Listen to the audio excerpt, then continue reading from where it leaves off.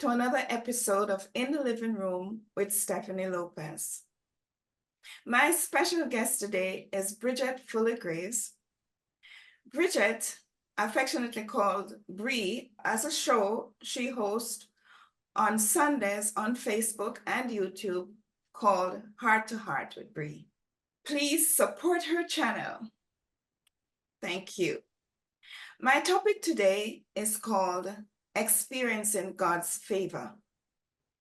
Before we begin to talk on this topic, I'm going to ask Bree to say a very short prayer to introduce our show. Bree, will you? Yes. Dear Lord, I pray that those who are meant to listen to this episode, to view this episode, Lord, I pray that they will do so. And Lord, may the words that Stephanie and I speak tonight come from you. And Lord, may we always remember that we represent you at all times, Lord. And Lord, we just thank you for the blessing of podcasting and being a part of your ministry to spread your message of love throughout the world. Amen. Amen. Again, welcome, Bree. Thank you. Let's talk a little bit about your show, Heart to Heart with Bree. Okay, my show, Heart to Heart with Bree, it's a conversation with a different guests every week. Now, I do have a high school friend, Andrew. He comes on the first and fifth Sundays of the month. He's a regular. And I have there's a couple, Frank and Heather Anderson. They're regular guests also. But I have guests who have been friends, lifelong friends. And then I've met friends along the way who have come on as guests. And my goal is always to have a conversation from the heart. I always want the viewers to walk away with knowledge and understanding of whatever trial they may be going through. We cover various topics. They're usually biblical, but even if they're not, you can still see the love of Christ. That's always my goal, to overcome and to know that you never give up. Always trust God. That's so good.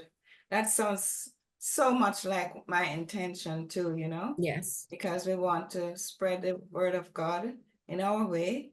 And in Yes. my case, I'm in the living room and and you're having a heart to heart, which is Yes. yeah, Very similar, very similar. Let's get down to the meat of it a little bit now. Bree, where were you born? Where are you from? I was born in London, England. Oh, so you're a British person. Yes, I was born in London, England. London is my favorite city.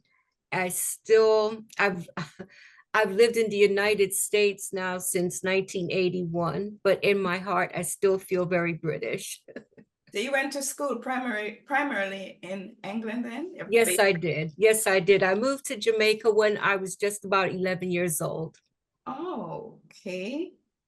That is good. And then did you go primary school a little bit in Jamaica? I attended Hill Prep.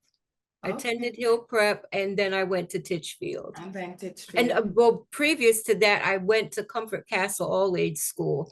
That's in an area. Well, Comfort Castle is up in the country, and it was an experience, but it was a good one. My aunt was a teacher there, and then I ended up going to Hill Prep, which was really a great experience, which eventually led to Titchfield. Okay. So it wasn't because your parents migrated, went back My to mom, well, my parents split up, and that's why we moved to Jamaica. Okay. So are your parents Jamaican? Both of my parents are Jamaican. My mom is from an area called Cornwall Barracks, but she grew up at Ginger House. And my dad is from Moortown. They're both Maroons. Okay. Oh, I'm a Maroon too. My mother Okay. my mother is Maroon. What keeps you going, Bree? God. I would have to say God. Life has had its ups and downs. And if I did not have faith in God, to be honest with you, I would have given up a long time ago. But I would definitely say my faith in God and my children and my grandson, they give me the will to keep pushing forward. Yes, that's so true. That's so important. We have to have a reason for living. Yes, yes, we do. And what keeps you up at nights? So many things. Yeah. I had to get to a point where I had to really do some soul searching Mm-hmm. because since childhood, I will say that I was always one that worried, was just, always filled with anxiety, worrying about the things to come. And I went through a vicious cycle of just always worrying about finances, just worrying about everyday things. And it really came to a point where it was just too much. And that's where I had to really rely on my faith, do some praying about it. And I've learned that, we may not understand the way God works sometimes. Right, There's that scripture that says, trust in the Lord with all your heart, lean not on your own understanding. right. And I'm truly developing an understanding of that. I am learning that when I say my prayer before I go to bed, I have to leave the troubles in that prayer with God Mm-hmm. and trust him for how he will work things out. I've had the habit of trying to control life, and Yeah, you would think by now I would learn that I don't have the ability to do so. So I'm learning more and more to let go and to let God, and because at the end of the day, his ways are so much better than ours. And it's just for us to trust him, learn to let go, and yeah, just absolutely. one day at a time. Absolutely. Sounds so much like myself. Yes. Oh, I decided that what is done cannot be undone. So based on that, and as you said, I have also decided or determined that I can't change. My future, my life is in God's hand. Yes. Yes. So I just stop worrying, And I know our children cause that too, because you would think that when they're kids, you would worry, but you find that you worry more so. It's true, but what I have learned is that they are now adults. So I have to allow them to be adults, make their own decisions and stop interfering. Mm-hmm. I may not agree with certain things, but I wanted to live my life when I was a young adult, and now I have to allow my children to do the same. We are on target. It's hard, but you know what? It's sometimes, you have to allow them to make the mistakes. Yes, But all we can do is pray for them. And that's what I've learned. I have to pray for them. That's the best that I can do that's because how I my job has been done. that's exactly how I look at it too. What's the best part about being you then? What's the best part? I think the best part about being me right now is I'm on a journey of healing and learning. Yes. I really have embraced God in a whole new way. So my mind is really open to healing. My Mm-hmm. mind is open to love. And when I say love, it's if I would have spoken to you a few years ago, I would have been caught up in the notion of romantic love. But Yes. now it's like I just see life in such a different way.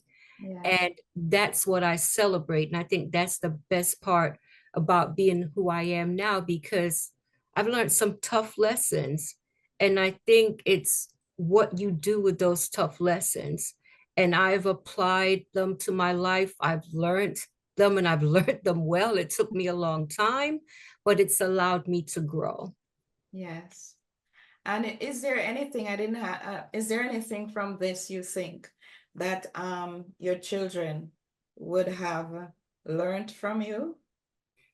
If my Part- children have learned anything from me, I would hope that it's resilience. Yes. And I hope that it's also about having a relationship with God.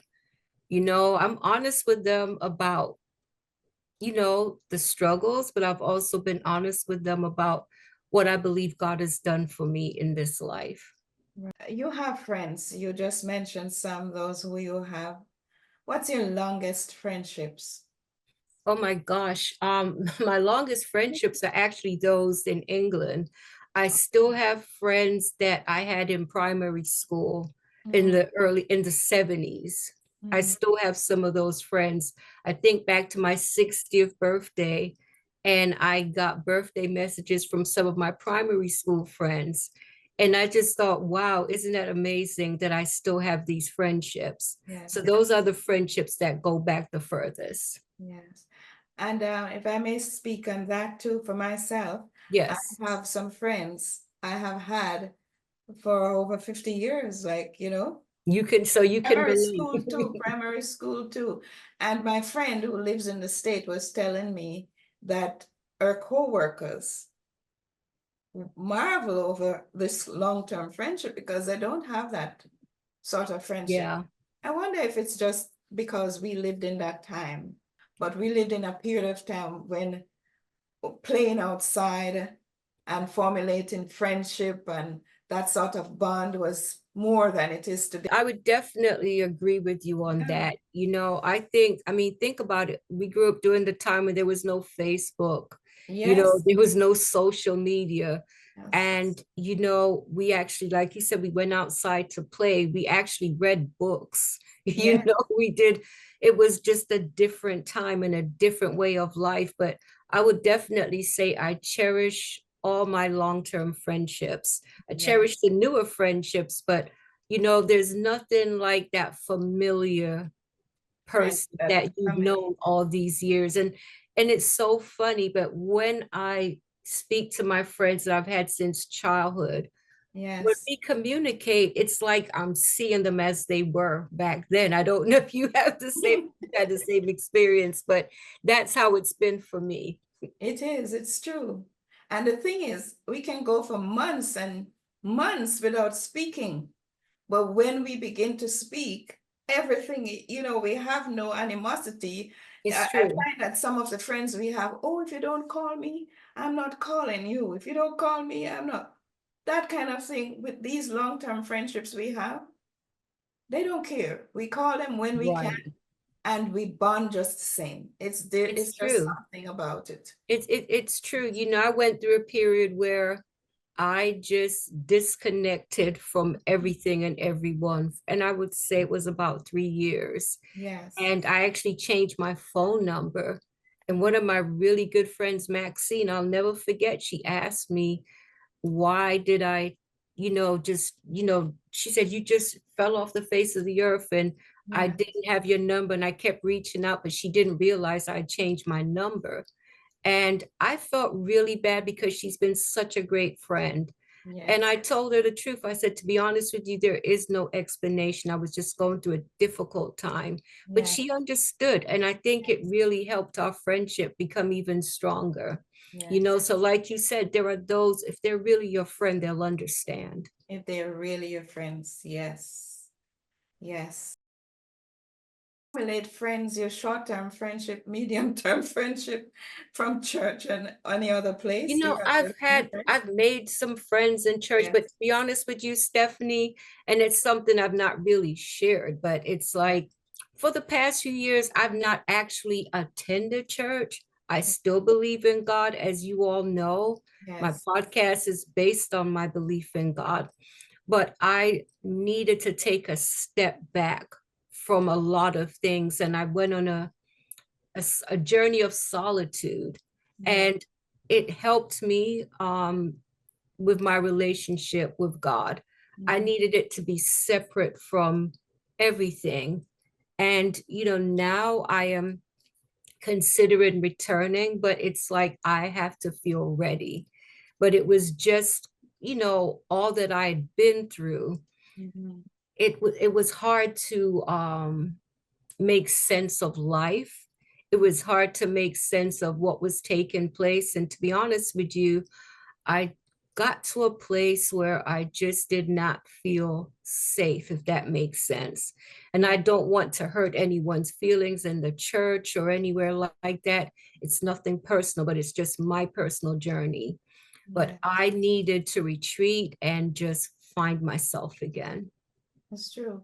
I find too that the short-term friends that you have, I think there's still a period of time when they try to find you and you try to find them. Are they real, genuine friends or not? Yes. You know, and I spoke with one of these young men recently. He said to me that you can't even make friends in the church because they go and they talk and they gossip about you, and you can't tell them anything because it goes all around. So it's true. I have that same thing too. I don't know. I really don't.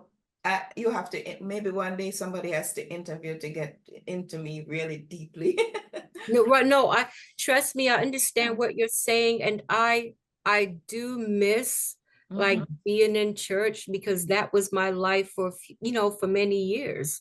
Yes. But I just got to a point where when I would go to church, as I sat in there, I just felt uncomfortable. And it had nothing to do with the church itself or the people. It was just where my mind was at the time. I Yes. would go into church, I would sit there for 15 minutes and just leave. Yeah. But I think it was just tied into too many memories. Yes. I And I think needed so. to, sort that out. Yes. We'll come around to some of that memories. Yes. Yeah. So therefore, have you ever experienced jealousy then? Jealousy with friends or with families? To be honest with you, I don't know what they would be jealous of, I would just have to say that. So if I've experienced jealousy, I can't really say I've noticed it. Yes. It's like me too. I don't care. Right. I don't care.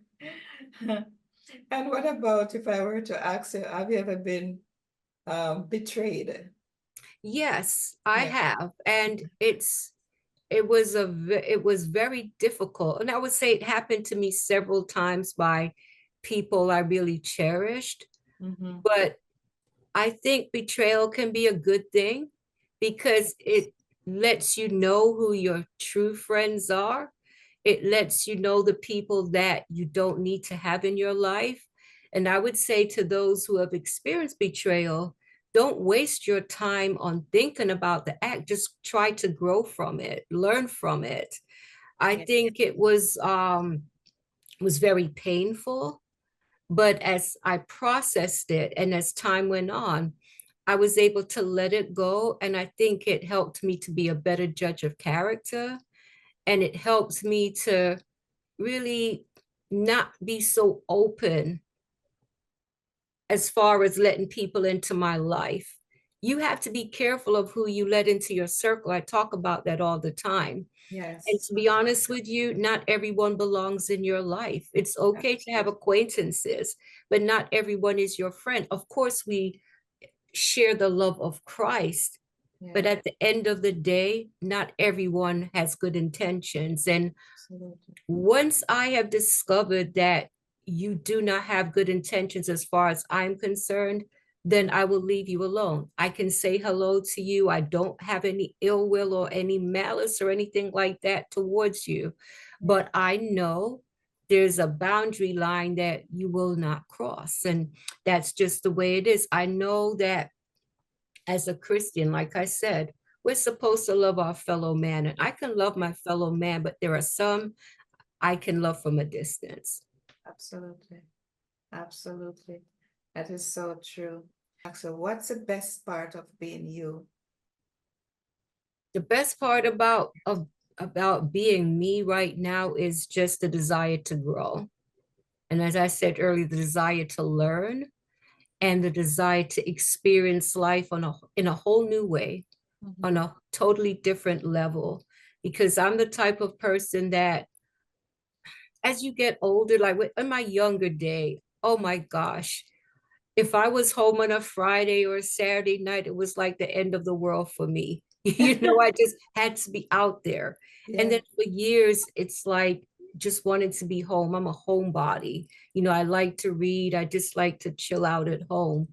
But Mhm. now that desire is coming back to see the world, to meet new people and experience new things. And I think that's a great thing to especially being 60 years old. Yes. Absolutely. And now we get to that part. What are some of your worst life experiences? I would say the first one that I could think back to is like when my family split up, when my parents went their separate ways.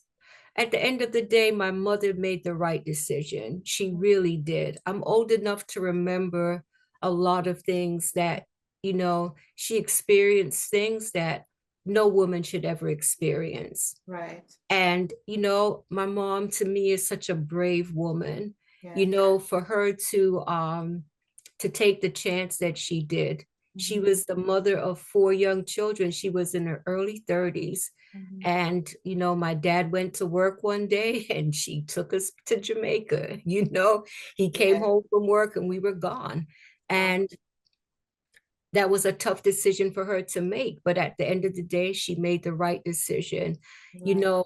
I have found myself later in life, grieving the end of that family unit. When it was good, it was good. When Yes. it was bad, it was bad. So I would never be upset with my mom. In fact, I'm very thankful to her for what she did because she saved us. We needed to be out of that toxic environment. But Mhm. that was like a heartache. My father died a couple years ago, and Mhm. I wish he would have known me as an adult. You know, when I turned 41, I was actually over in England. Mhm. And what I noticed was that my dad was stuck in time. He was treating me like I was a 10-year-old. And I had to realize, well, the last time he saw you, you were 10, but at the time I was in my 40s. Mhm. And it was just difficult. He didn't know me the way my mom does. Yes. And that was like one of the hurtful things because I think we could have had a really good relationship. Yes. So that is something that, I would say to the couples out there, you know, if your marriage is rocky, you can work it out if you really want to, but both people have to have that desire, Absolutely. and at the end of the day, women are at a place now where they're not willing to take that abuse. They're not willing to, just settle, and this was like in the 70s. I always think my mom was ahead of her time in what she did. So that's one of the painful memories. But Yes. I would say if you had to ask me what my most painful memory is, it's definitely the loss of my son. Yes. That it's been 8 years. Irreversible. It's been 8 years, but I can tell you when I go to bed, Mhm. that's the last thing. He's the last thing I think about when I wake up. He's the first thing that comes to mind. It never leaves me. I've learned to carry on. I've learned to, accept it. But at Yes. the end of the day, I don't, he's still my child and I still mourn his loss. And it's very tough. He died on the 28th of January, 10 days, 10 years to the day that my grandmother who had died. And I had a very close relationship with my grandmother. So my son dying on that day, I just said to myself, there's a message in that somehow. I just had to, how can I put it? I was in shock because it was sudden. Yes. It was from an asthma attack, and he died at home. Mhm. I do believe I experienced post-traumatic stress disorder, because it's like when I went to work, I didn't know he was in his room dead.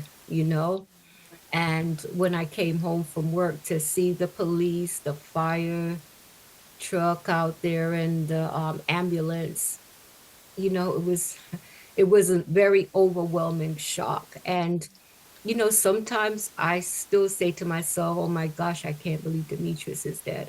And it took me a long time to even say that he is dead. you Yeah. know I used to say he had passed on. For some reason it just seemed like it made it a little easier. But Mhm. it's, as a mother in the in the scheme of life to outlive your child. It doesn't feel natural, but I have to trust God in it and just accept that it's happened. There's nothing I can do to change it. You Yeah. know, I didn't want to question God. I didn't want to admit that I questioned God, Mhm. but deep down I did because I couldn't understand. I was going through a divorce at the time, and that in itself was rough. So to add that on top of it, it was brutal. I'll just put it like that. And it really, I want to say, to be honest with you, I believe that I had a mental breakdown along the way. I just couldn't fathom that my son was no longer here. But, he believed in God. And, I would like to say to parents out there, even when you struggle with your children, always remember to show them that you love them. You can be frustrated with them, but always let them know that they are loved. I tell you, I questioned myself so much when my son died. Like, did he know that I loved him? Could I have made a difference? Could I have changed things? But I had to just let that go and give that to God and able to move on because it's I went through a period where I was remembering the disagreements, the frustrations that we had with each other. But God helped me along the way in that because it was miserable. I can tell you that. Mhm.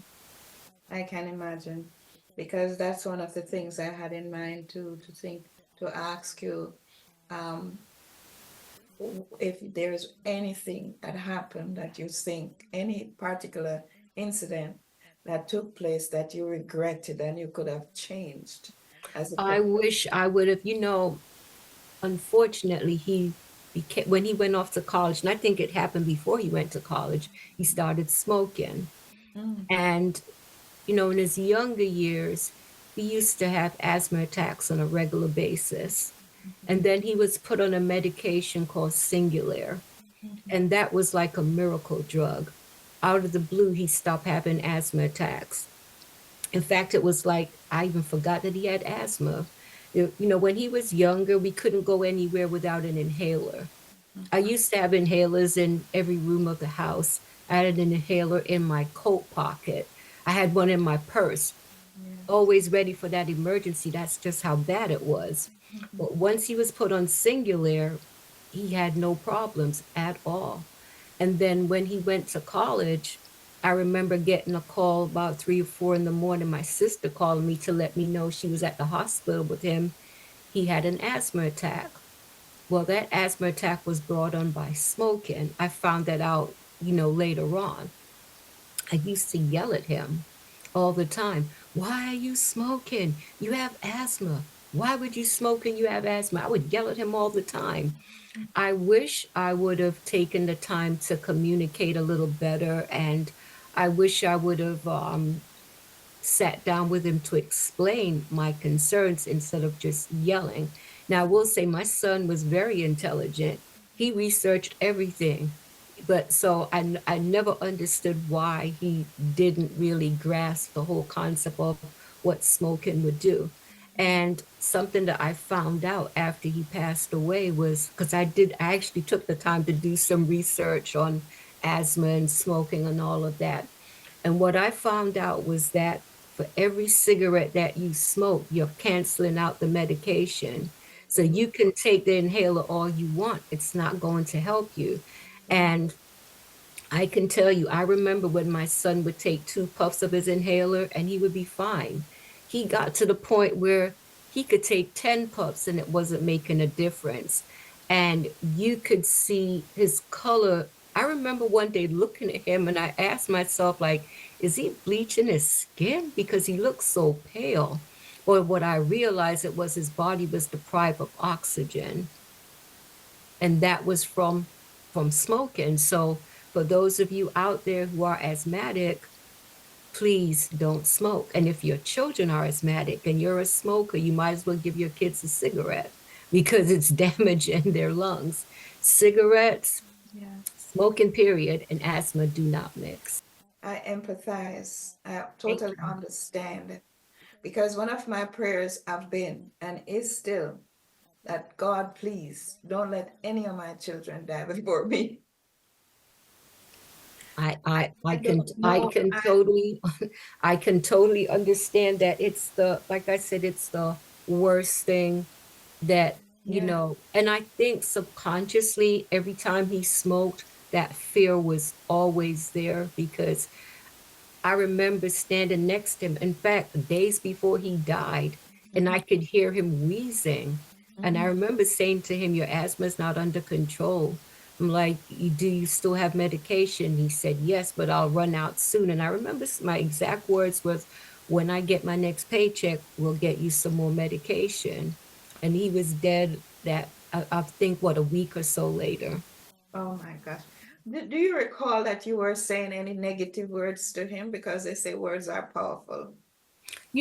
I used to, like I said, I would get very frustrated with him because he didn't graduate from college. He was so close to getting his degree, and I was pretty angry with him about that. Yeah. And, but by the grace of God, I remember, I want to say it was about 2 weeks before he died. God put it on my heart to have a conversation with him and my daughter. You Yeah. know, we were having that conflict, two adult children and their mom. Mm-hmm. And so I called them in my room and we had a talk. And, I really expressed what I was feeling to my son. And I remember him saying to me, "I don't think you love us anymore. You don't smile anymore." And I remember saying to him, "I feel as if I have the weight of the world on my shoulders Oh, because, what I was making, it wasn't enough to cover everything." So I okay. was explaining to them, like, we need to pull together to make this work. And I will never forget, after that conversation, he hugged me. He hugged me because he understood what I said. And he died about 2 weeks later Oh my gosh. you know so I'm thankful to God for that conversation because I was able to tell him, "I do love you guys." I said, "That's what has kept me going throughout this divorce process. It's like my children. That's why I'm pushing as hard as I am, because I want you to live in a decent neighborhood. I Yeah. want you to have a decent life." I was able to have that conversation, and I'll never forget that hug. I Yes. will never forget that hug as Do long you? as I live. Yes. Do you think that he might have internalized your pain? And I think to be honest with you, I think he just had some issues with depression. I oh, think the divorce, I think just things that a lot of young people go through. I yes. think he had some frustrations in life, and he didn't really articulate them to me anyway. Mhm. Um, I wish that he would have felt that he could have come to me and talked to me more, Yes. but I hindsight is always 2020. Yes. I did my best with the tools I had at the time. I think, it's like when I do my podcast, and I always think to myself, if he was alive, he'd be a part of that show. He would be a co-host. He wouldn't let me do it without him. Yes. I think back to that, all the time. And I didn't realize how much alike we were until he died. When I was in high school, I had a love for English and English literature. I loved to write essays, and he was the same. He loved art. And, I just felt so sad, and I grieved that we didn't, just like with my father, the potential that our relationships had, and we never really got to see the full potential of what those relationships could have been. Right. Right. Now it comes back. I'm going back to you being separated from your father at age 10, 11, 10, I was 10, 10 yes. when you left for Jamaica. That in itself must have been some traumatic experience for you. You did not, oh, at what point do you think you came to full understanding of why your mother did what she did? I understood even at the age of 10. Oh, okay. I actually understood even at the age of 10 Yeah, because you know when something is wrong. You yeah. know, even at the age of 10, I Mm-hmm. knew what my mother was experiencing. You know, back then you didn't hear the words like domestic abuse. You didn't hear such words, you know, but that's what was happening. And it was traumatic. And I can tell you later on in life, you know, I could see where I had a distrust for men. You know, I was very angry, like in relationships. If if my partner tried to speak harshly to me or tried to get physical, I tell you what, they had hell on their hands because what I witnessed my mom go through, I told myself that will never be me. That will never be me. If you touch me, then oh my gosh, there will be a war. That was the mentality that I had, you Yeah. know, and it took me years, like my grandfather, my maternal grandfather, such a wonderful gentleman. You know, my uncles on both sides, you know, I could see a different side to manhood. And Yes. as life has progressed, I've met some friends like they've been lifelong friends Mm-hmm. where I got to see that, okay, not all men behave the same. You Yeah. know, the job that I have now, well, when I started there, I actually started in the warehouse. Mm-hmm. And I remember, like, God, really, like, I've been praying for a job and this is where you put me. But that ended up being the best thing that could have happened for me because the manager there, he ended up being a mentor of sorts for me, a mentor for me. And the supervisor at the time, they were very kind to me because they understood I'd been through a lot mentally. And I got a lot of really good advice from them.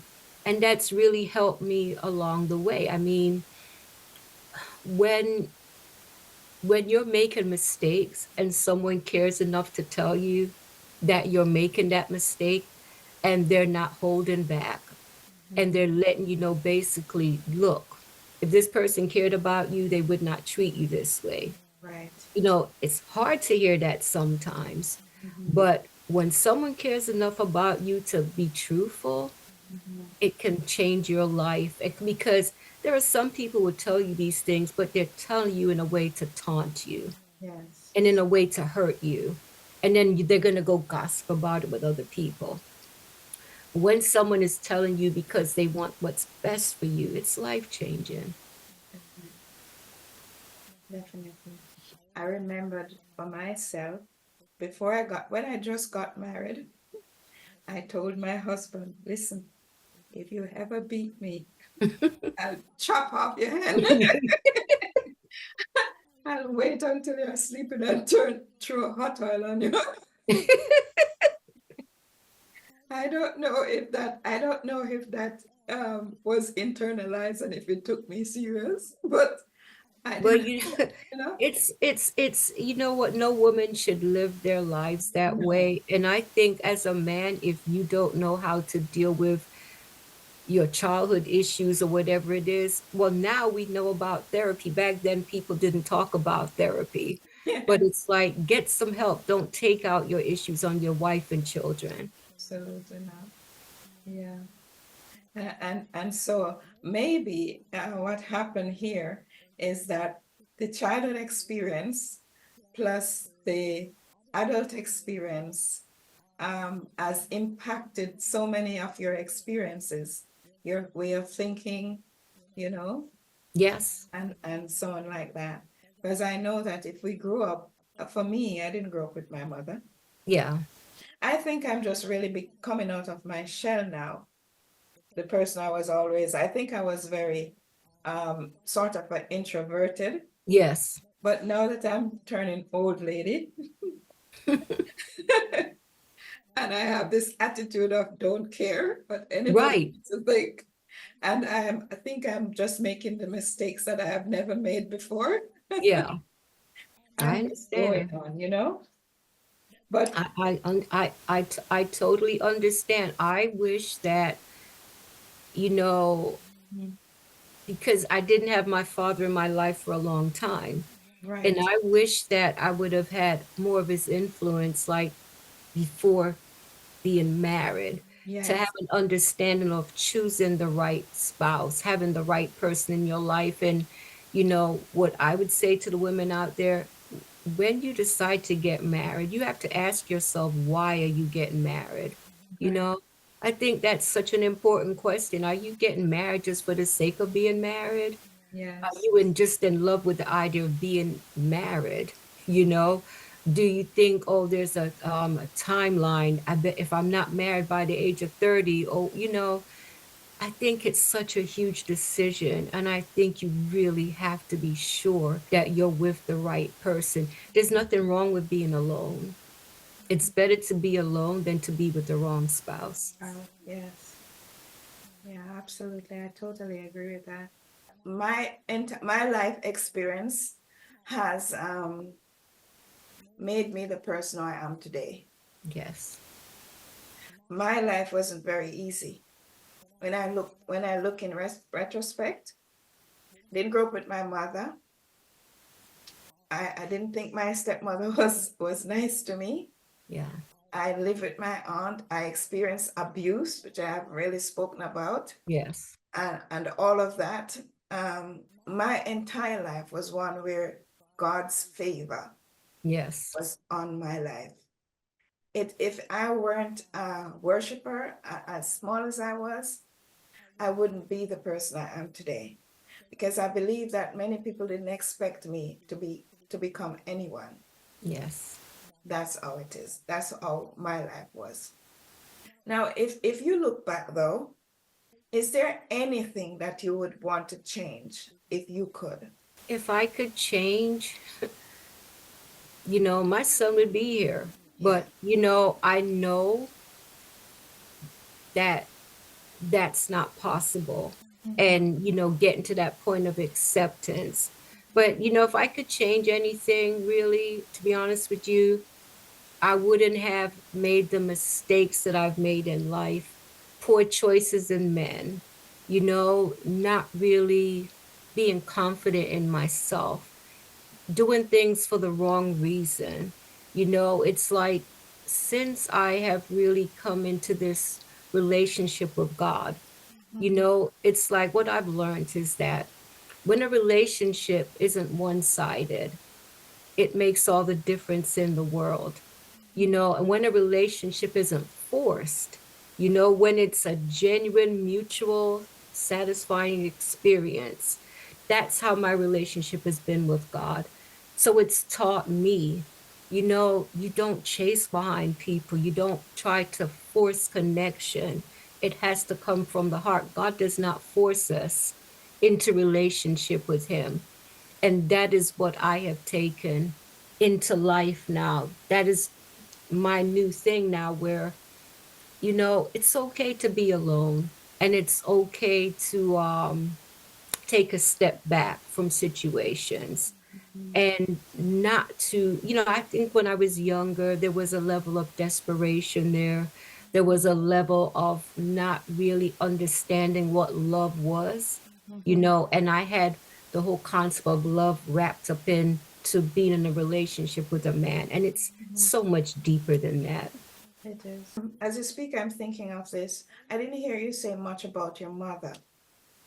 My What? mom is my rock. My mom is my, like, everything. My mom is, if I can be half the woman that my mom is from a family of strong women. My grandmother was, oh my gosh, such a wonderful grandmother. I have the most wonderful aunts. My Mhm. aunt Sylvia is like a second mother to me. Yes. And I can tell you, my mom, she She, has been there for me. She has been there beyond the call of duty as a mother.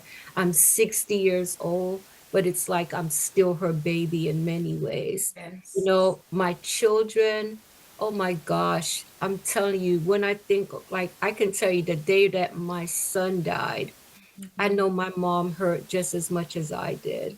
you Mm, know, and I don't think she's ever gotten over that. But my mom is like the best mom. I know everyone thinks that about their mother, but I am so blessed to have the mother that I have and for my kids to have the grandmother that they have. yes, that's so good. Strong woman. And you are a strong woman too. Thank you for saying that. You're a strong woman. Um, so what do you do now then to relax?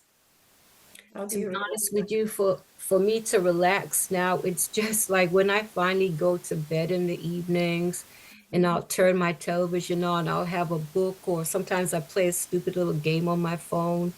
you Mhm. know that's what I do in the evening. But like, I like to work out with friends. That's relaxing for me. Reading is very relaxing for me. I read every single day. I It's used to take long walks every day. I've not done that in a while. I need to get back into that because that was also very relaxing. But I've also found like sometimes something as simple as praying or even doing a prayer journal, writing and getting my feelings out on paper, that's also very relaxing. yeah. Is there anything in your childhood experience that make you be the person you are today? Yes, I think that because I grew up um when we left England, it was such a sudden departure. It's Mhm. like one day I was there, and then the next day I'm on my way to Jamaica. I didn't get to tell my friends goodbye. Yes. I didn't realize how much that affected me until like later in life. There was just so much that, I would always dream about the house we used to live in. I would be walking through the streets trying to find this house in my dreams. It was so Yes. weird. Yes. But it's like now, I've lived in 3 different countries. I look at it as a privilege. And I'm thankful for that experience in England. I'm thankful for the experience in Jamaica. And I'm thankful for the experience here. Mhm. And what I've come to realize is that, you know, like I believe my childhood was good. There Mhm. were some bad parts about it, but for the most part, I'm thankful for the life I've had. Yeah. I'm thankful for those who have loved me. I'm thankful for the schools I've attended. I'm Mhm. thankful for the friendships. I'm thankful for the family that I have. I just believe that, you know, I don't think there's an excuse to wallow in self-pity and not try to live your best life because of past experiences. It's just Yeah. an excuse, I believe. Some people, they're so bitter and angry because they don't let go of Yeah. the past. I went through therapy for years, and I thank God for therapy because it really helped me to clear my head. Yes. And I find that the more we talk about this, Yes, or you realize that you're not the only person who have experienced this, whatever so trauma true. it is, I look at people like Oprah Winfrey Yes, and all the other people who have experienced some sort of trauma, parents die, whatever it might be, and I lean on them, on what they have to say as a source of strength yes, go through. yes. And that's so important. Stephanie, it's what you do with these things. Hmm. We all have highs and lows in life. Yes, Everyone would like to live on that high every day, but that's not realistic. I absolutely. think when you're in the lows, when you're in the valley, Hmm. that's a great opportunity for growth. And that's how I've come to see life. The low points have shaped me into a better person. If Hmm. I hadn't lost a child, if I hadn't experienced a divorce and all of that, would I have seen life the way I do now? No, I wouldn't. I think I would have continued to take in things for granted, Hmm. but it's like I have learned not to take anything for granted, not even a slice of bread. I'll put it like that. Yes. I don't take anything for granted. I've learned to have a whole new appreciation for people in life, but I've also learned to try to let go of trying to control the situations in my life. I've learned that it's okay to take that step back because sometimes God wants us to be still Yes. so that he can do what he does best. Is there ever a time when you could say, I wish I didn't? Yeah, I can honestly say that about getting married, I love my children. I'm Yeah. thankful for the children that came out of that union. But Yes. looking back, nah, I wish I hadn't married that individual. Yes. I wish you had found somebody more compatible. To be honest with you, yes, because looking back, and it's like we had nothing in common. And I really think that was just immaturity on my part. Like I said, I'm love my kids more than I love myself. I love my children. I'm thankful for the children out of that union, but that's the one thing I wish I had not done. Never done. Yeah. And there's no bitterness on my part. I Mhm. can tell you that when I was going through my divorce, I had a lot of hatred in my heart for that man. I mean, Yeah. honestly, I had so much hatred in my heart. I had to really ask myself the question one day, like, is this the act of a Christian woman? Because I could truly say I had hatred in my heart. And I'd gotten to the point where I just wanted something bad to happen to him. I'm just being honest here. Yes. And my only prayer was when something bad happens to him, let me be there to witness it. Oh gosh. That's to show you how bitterness Mhm. and anger had Yeah. taken over my life. And there are Yes. some people who thrive on conflict. Mhm. There are some people who thrive on that. And I had to realize this is not you. And it took a little while to let it go. Do I like him? No, but I don't hate him anymore. But Yes. he's just one of those people that if I see him out in the street, if he waves, I may wave back, but that's about it. That's about it. That's about it. Not even one word. No, Yeah. I have nothing to say. The last time I saw him, I felt bad for my daughter, but I explained to my daughter, she understood. Yes. It's like, nah, some people you just don't need in your life.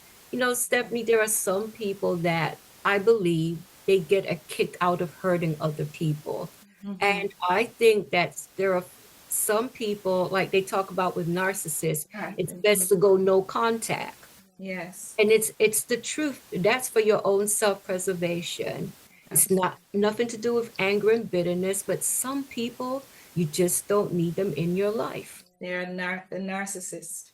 They trigger. They know how to trigger you and to get Yeah, it's a angry. game. It's a It's a sick little game for game them. to them. Yeah. I'm understanding so much of our conversation. Is there an advice that you could give to our audience? What I is would your say, I would say, all things begin with God. Love God. Trust God with all your heart, all your soul.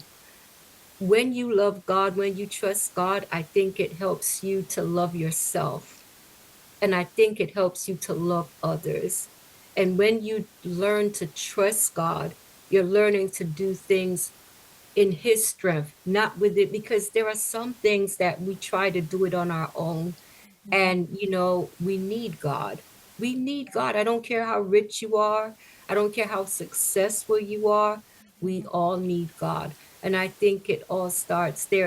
And truly to love yourself. I think too many of us, we put ourselves in situations in spite of seeing the red flags. Mhm. But you think, oh, I can change this person. No, we can't change anyone. People change because they want to, not because they're forced or manipulated. We have to let people be who they are. I think that a lot of us would be better off if we really understood that. Mhm. Focus on yourself, love yourself. Mhm. Because if you don't know how to love yourself, how can you expect to love anyone else? And how can you expect other people to love you? It Yeah, begins with you loving yourself. absolutely. Absolutely. So in putting everything to conclusion, we can say that our life is a favor from God, and we're Yes. recognizing its various blessings. We have to be grateful. Yes. Opportunities and abilities that He has given us, we have to use them. We have to take time to have a relationship and a connection to God, and to grow spiritually, to have resilience, to be kind, and to be mindful of others. I definitely agree with you on that, Stephanie. And I tell you, it's like in life, it's how we treat other people, you Right. know, how we treat other people, how we treat ourselves, because there are so many people filled with self-hatred. You Yes. know, it's just about learning to accept yourself and, you Mhm. know, to be grateful for your blessings, no matter how small. Because if you can't appreciate the small blessings, how can you appreciate the big ones? We Right. have to show God our gratitude. Right. And I can remember my grandmother saying, "Today for you, tomorrow for me." Yes.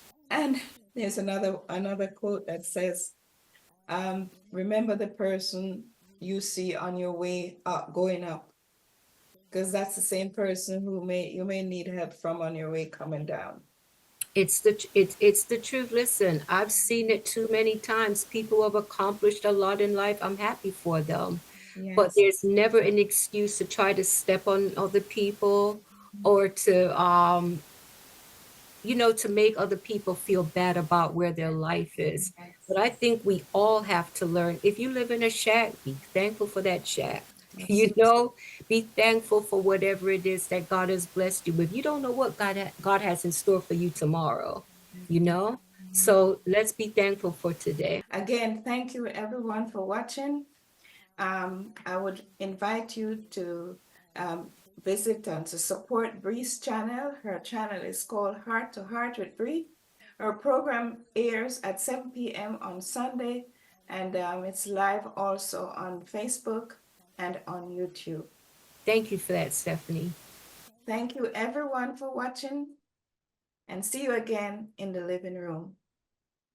Thank you for having me as a guest. Thank you, Bree. Thank you so much. Take care. Good night. Good night. God bless.